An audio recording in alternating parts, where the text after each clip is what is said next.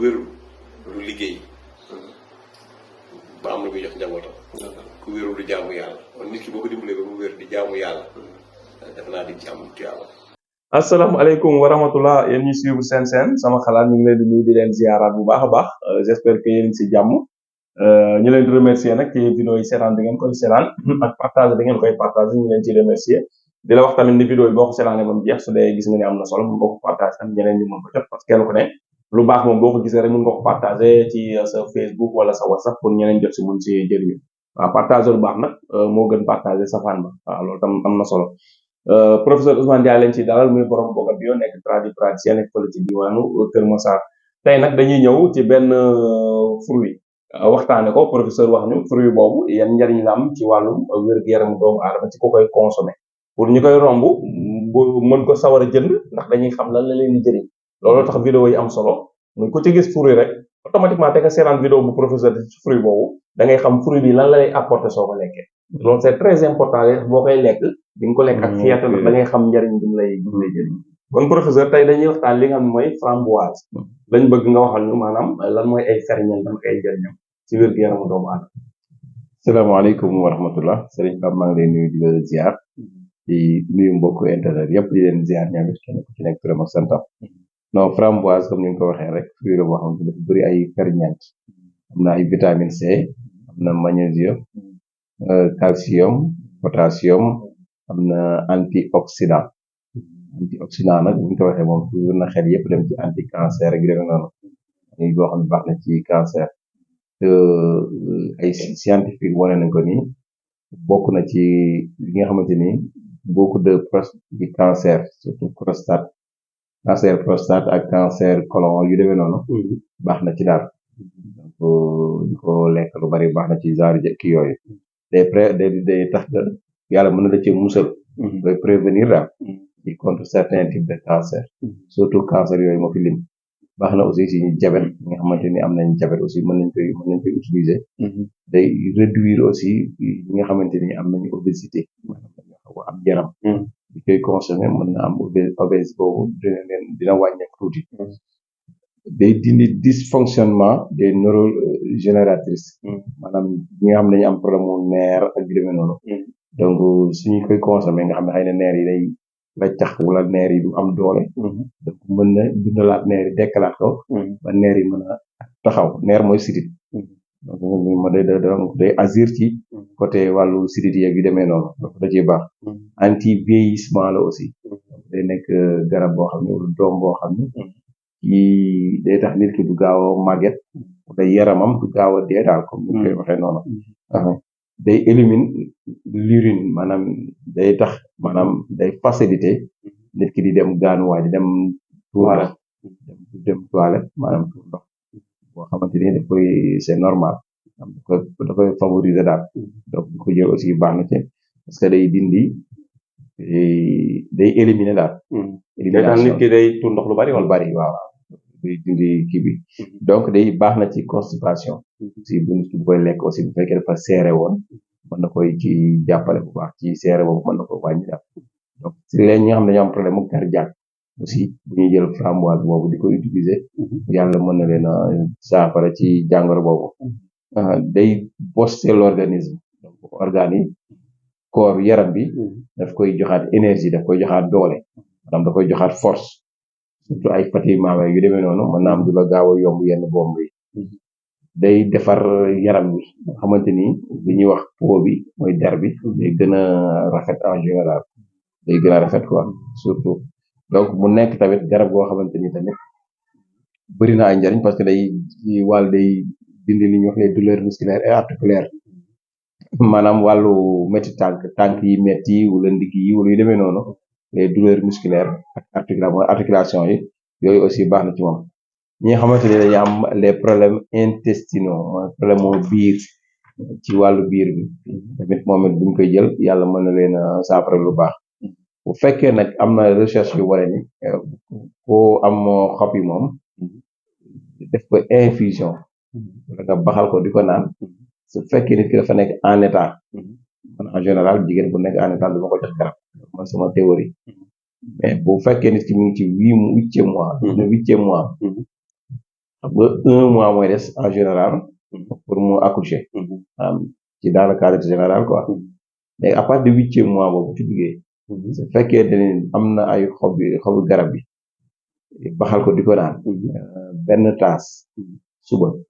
benn midi benn ngoon muy 3 tasses par jour taas bi ñuy añee bi ñuy kiyee ndekkee taas boobu mu koy naan benn midi benn suba bu ndekkee benn guddi ba 1 mois yi des ci 9e mois yi ba muy accoucher weer bu mujj bi daal dina ko permettre am accouchement bu gaaw bu ko ndaloon a césarienne yàlla mën na ci def ci dara du am césarienne fekkee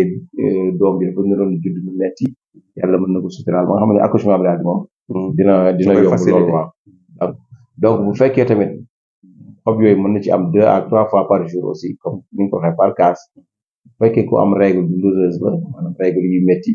tamit yàlla mën na ko ci dimbali ba metti ci règle yooyu dootul metti daal mu jël ko 2 jours avant les règles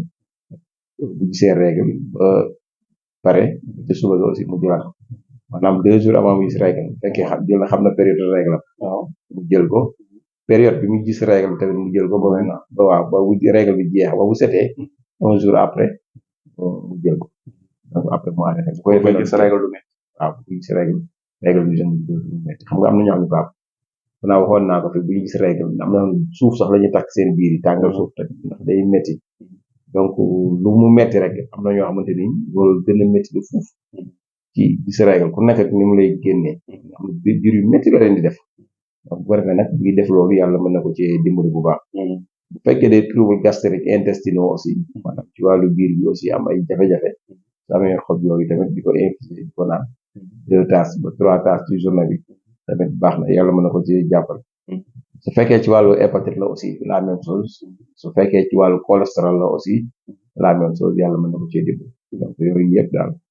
boo koy jël yàlla mën na la ci saafara bëri na njëriñ de waaw bëri na njëriñ de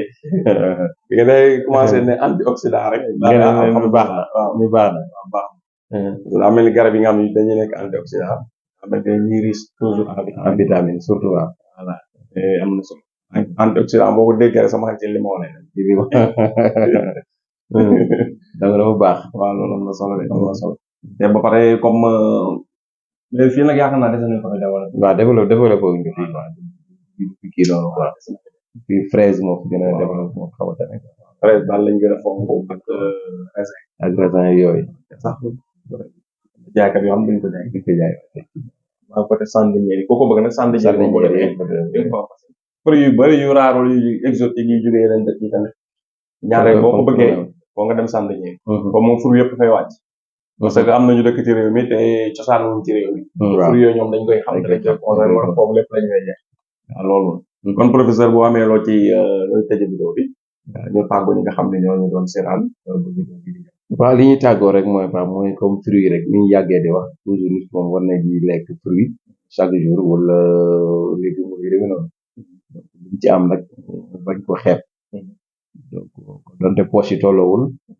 mais tamit période bu nekk am na lu fa lu am jamono jooju exemple jamono ji jamonoy xaal la mën nga cee profité lekk ba naaw bu defee nag bu xaal amul moom du garaaw mais bu xaal amee lekkoo bu ñàkkee day gën a metti donc fruit ak légume presque moo yor dundu doomu aadama ki bëgg wér daal moom foog muy lekk légume ak fruit surtout donc léegi nag bu ko defee nit ki bañ a xeeb poche am waxoon nañ leen ni ñi naan lañ naan 5 fruits yu demee noonu mais yooyu yëpp li gën mooy boo lekkee benn sax baax ñàkk ko mooy bon daal waaw parce que xam nga boo defee dara ci bopp nit ñi ba nit ñi gëm loolu rek dindi ko lay métti boo nee 5 fruits par jour am ñoo xam ne jàpp nañ ne bu ñu amul 5 fruits par jour jëruñu ko lekk c'est vrai te loolu dangereux rek man de comme mu maa lekk 5 fruits grave la amul problème naa bàyyi noonu boo mën benn bi sax baax na waaw genn wàll bi sax baax na parce que moo gën si man sax damaa jàpp ne loolu soxla di ko utal waaw voilà sama réew am gars yi dañ koy bëgg a quantifier di defe ne nit ki li nga quantifié lay gën a jàpp xam nga mi mel ñu naan la ngay lekk benn pomme par jour xam nga loolu warul tax chaque jour nga dem uti sa benn pomme lekk chaque jour sa benn pomme lekk non bu la neexee tey am nga envie lekk xiif nga lekk sa 2 pommes waaw suba amoo loo jëndee pomme bu lekk pomme waaw nga dem jëndi orange effectivement fruits yi tam même chose ne la nga lekk 5 fruits yu wuute ci jour bi loolu nangam boo ko bëggee def institution day sonal ñu bari voilà li ngay wax nit mooy fexeel daal ba chaque jour loo lekk di lekkal fruit waaw lekk ngay lekk journée bi na ci fruit bokk waaw nit ki nag après xool selon bëgg-bëggam ak dooleem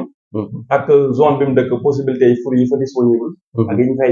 jaay waaw xool lu muy organisé wu bay lekk fruit rek effectivement loolu moo ci am solo parce que boo ko utee règlement rek parce que bari ñoo xam nag leen di bloqué waaw li nga wax noonu lu mat a bàyyi xel 5 fruits par jour yomb na di ko wax Sénégal nii théoriquement ci télé rek quoi mais en réalité sur le terrain réalité bi nit ñi mënoo fexe ba lekk loolu 5 fruits non mënta nekk voilà koo xam ne yaa ngi lijjanti say am ñoo xam ne benn fruit sax leen ci tëj wala leen waaw daa ma ñoo xam ne bu ñu lekkee fruit dañ leen ko may bari na ci bu ñu wax ci béjaay dañuy wax fi ñu toll ok waaw kon nga docteur la moom këram dun na lekk loolu quoi conseillé loolu kii mel ni dafa norme fekk fàtte na ni moom condition de vie yi nekkee ñi ko nekk ci réew bariwul di sóoraale tam ñi nga xam ne yoruñu dara dam waaw surtout non askan wi kay ngay gën a sóoraale sax voilà surtout ñoom ngay gën a nag léeg-léeg gis koy wax koo xam ni buy wax daal da ngay gis moom daa jàpp ni niveau la wax ñëpp comme moom lañ toog waaw fekk na waaw parce que ma change benn waay de mu ni moom jàppoon na ni nit du dox te yorul 200,000 ci poche nee na pour moom nit mën am problème ay 100,000 ak yooyu ak man nee na bu moom jàppoon na ni foo mënti toll daal yàgg ak 200,000 ak ku mënti gis yàgg na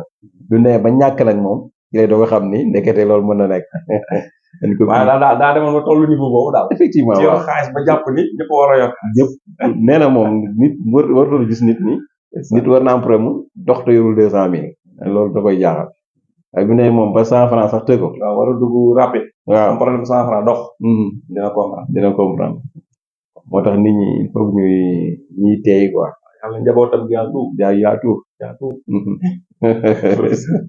salaam ñu ngi tàggu ñëpp di leen jaajëfal di leen joxaat dig daje beneen vidéo wasalaamaaleykum wa rahmatullah